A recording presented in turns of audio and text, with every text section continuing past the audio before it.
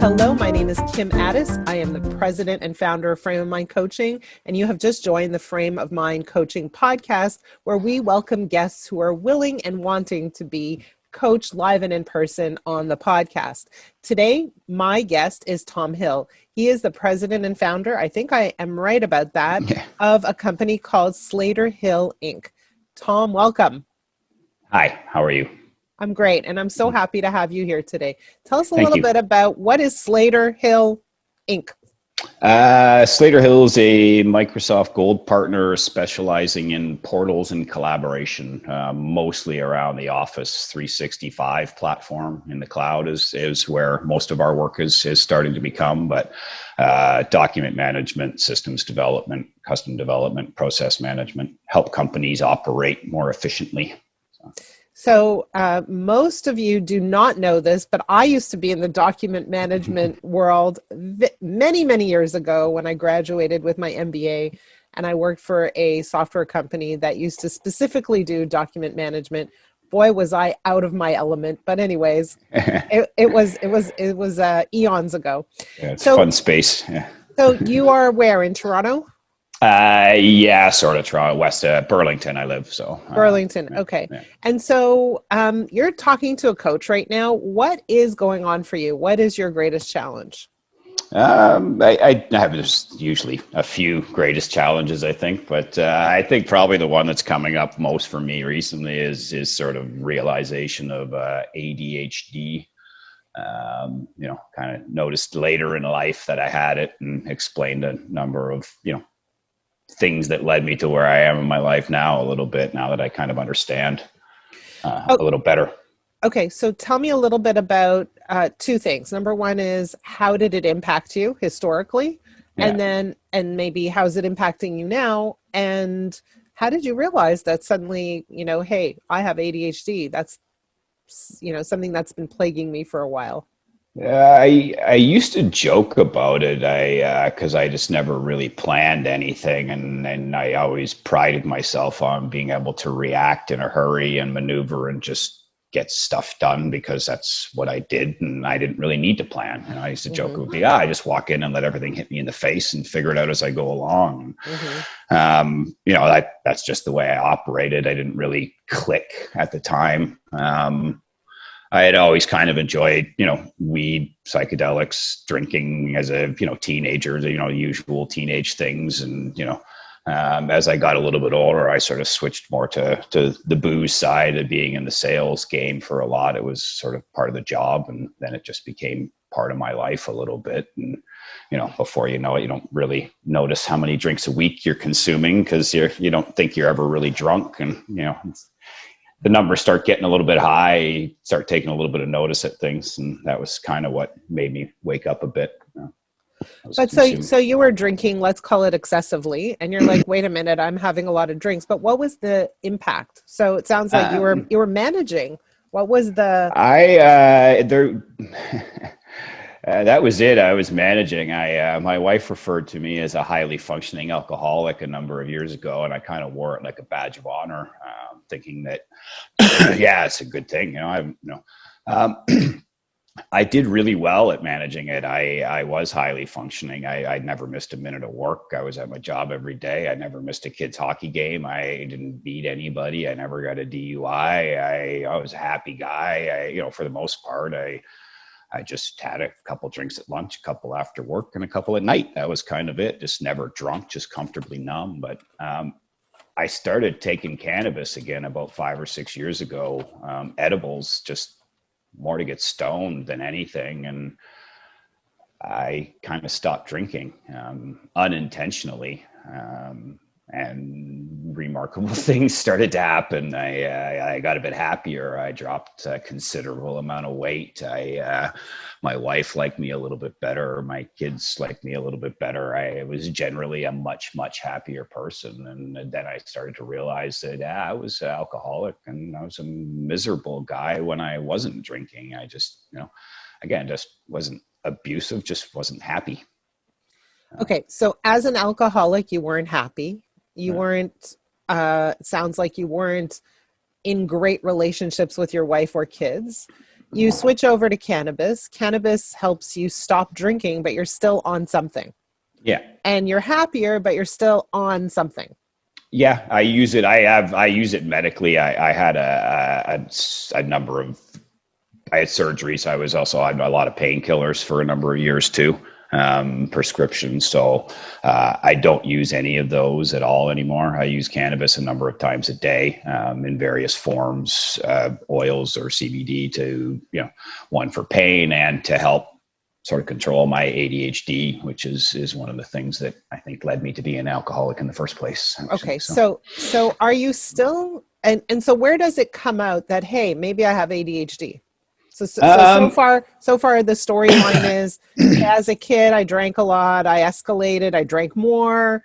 I was very functioning. My wife called me a functioning alcoholic. Yeah. I wore it as a badge of honor. Then I moved over to cannabis. And so it was as I started operating things a little more clearly in my head, being able to just be more aware of things. I'm not saying I'm more focused on anything, but more aware. And then I started realizing, hey, I got a bit of a problem here. And this explain. I started to, doing my own research and, Dr. Google and a bunch of other things. I started to dig in and notice that, hey, these, it isn't really a joke. These are things that I have, and these are things that are impacting it. And I believe that I drank because I needed to shut my head off. Okay. So where are you now? Control it. Where are you now? I believe I'm in a very good place now. I'm still learning how to deal with it. I use cannabis daily. I don't drink. I should say I have the odd beer, but I don't. I've been drunk 3 times in about 4 years. I'm not the non-drinking alcohol. I have a drink here and there. I don't get drunk anymore. I don't enjoy getting past 1. As far as the ADHD goes, I'm learning to control it better. I still have a long way to go. I feel like I'm kind of a new child with it a little bit. It's really probably about 2 or 2.5 years that it's really hit that I'm like, all right, shit, I gotta fix this, or try to fix it, or try to figure out how I can fix it. Okay. So tell me a little bit about how it's impacting you as a husband, a father, a business owner, the ADHD component. When you say I'm trying to, manage it or, control it, actually was your word. Yeah. How does it pop up, and how are you trying to control it? I think before I just try and numb things a little bit instead of. But now. Yeah, now I'm trying to do things now. Like this is a result of, I completely renovated my backyard during COVID with large machinery and a bunch of work. So I'm keeping myself busier in those ways instead of trying to accomplish stuff instead of sitting there lamenting not accomplishing things. So that's helping a bit. I'm still sort of scattered. I tend to, I drift, mind wise when I'm, should be in family mode. I am, the deal I told you I've been working on, that's been consuming me. So I tend to be, I'll be sitting there, but I'm not there. So you're there in body, but not in spirit. Yeah. And that's a problem for my marriage a little bit. I mean, we're good. She understands what she has, but it's something I need to be better at. I tend to interrupt people a lot. I get in trouble a lot for that from my wife, mostly. Okay. How long have you been married? We've been together 13 years. Wow. Okay. It's my second go around. Second marriage. Okay. Yeah. So, it's very interesting because I'm very exposed to people with ADHD all around. A lot of them are right in my home. I think it's pretty common. And so the question becomes, like, the word I'm trying to control it really stands out to me. It's kind of like saying, hey, I'm trying to shut down a really essential part of my being. Yeah, I think that might have been the wrong term for it, because I actually, over the last, since COVID, really, I think, is I actually see it as more of a bit of a gift for me. it's a good thing that my mind works in so many ways. I have my software company is, it could be better if I was more focused. We could be bigger. We could, all these things, but it's good. We have really good clients. We have, we have what I want, which is relationships with people that really like us. That's who I want to do business with. I also have a marijuana business that is about to go, and being able to do both of those is because of my ADHD. Mm-hmm. I'm able to have multiple streams of focus and keep things going. I can have 5 different conversations in my head about 5 different things and have a path for each one of them. So the clarity that I'm getting without alcohol is big, I think. And the longer I go without it, I think the synapses are starting to fire a little bit more, and things may be reconnecting. Things are feeling like Bradley Cooper and Limitless a little bit lately. Okay. So all I want to say is this, is that a lot of people with ADHD, sometimes they feel like they're not living up to their potential because they have trouble focusing. And at the same time, when I look at a lot of my clients who are entrepreneurs, I'm making up a number, but I wouldn't be surprised if 50% of them had ADHD in some form or another. I think it's higher. Right, yeah, maybe. And so the question becomes, how do you harness the gift that you call a gift? And more importantly is, what resources do you use to help you harness that gift? Mm-hmm. So a lot of times people with ADHD say, well, I need to just get more organized. But that's like, saying to me, you just need to become a ballerina. Never going to happen. That's why we're doing Never going to happen. The interview in my office, you would see the disorganization. So that's why we're out here. So what I want to encourage people with ADHD to do is to say, what skill set do I need around me that is not my strength, that could help me achieve the goals that I want to achieve? In other words, what kinds of people do I need? What strengths do I need? What skill sets do I need to surround myself with so that I can come in and do what I do, which is walk in without preparation and razzle and dazzle? Or who do I need beside me that will help me prepare just a little bit more than I usually am prepared for to help me achieve that goal? So a lot of times, it's a really strong admin person, someone who's super organized, someone who has these, I don't know if you're familiar with the color scheme, gold tendencies, who are, very organized, time-based, loyal, all of those characteristics. It's exactly what I need. It's exactly what you need. Someone who's really just going to organize you and allow you to be your brilliant self. So what I don't want to see is people with ADHD who beat themselves up, but rather access the resources that are around them. In some cases, people with ADHD who run businesses find what's called an integrator. So they're the visionary and they find an integrator, that COO type of person who can operationalize their business. Right? And they come in, they have all these great ideas, but they hand off the execution to someone else. And so that's really for you. The idea is to be yourself, right? And leverage the strengths you have, leverage the way your brain thinks, leverage the energy you have that's scattered sometimes, and find people around you who can take what you give them and run with it operationally and execute. And really that's the goal for you, as opposed to like trying to get quiet or trying to get calm. That's not who you are. Yeah, clearly.